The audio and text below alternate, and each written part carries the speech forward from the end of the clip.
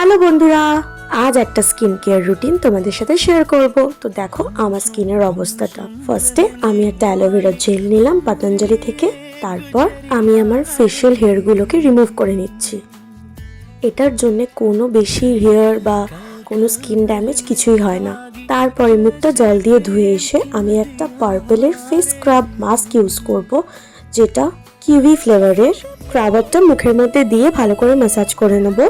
অনেকক্ষণ ম্যাসাজ করার পর জল দিয়ে মুখটাকে ধুয়ে নেব। তারপর একটা ক্লিন রুমাল দিয়ে ভালো করে মুখটাকে মুছে নেব। মুখটাকে ড্রাই করার পর আমি একটা ইউজ করব ডট অ্যান্ড কির ডিট্যান ক্লে ফেস মাস্ক।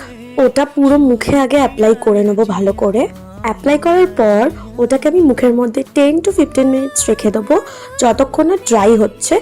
তারপরে মুখটাকে জল দিয়ে ধুয়ে ফেলবো। একটা রুমাল দিয়ে মুখটাকে আগে ড্রাই করব, তারপর গুড ভাইবসের ডিট্যান গ্লো টোনারটা মুখে অ্যাপ্লাই করব হাইড্রেশনের জন্য। এটা সত্যি খুব ভালো একটা টোনার।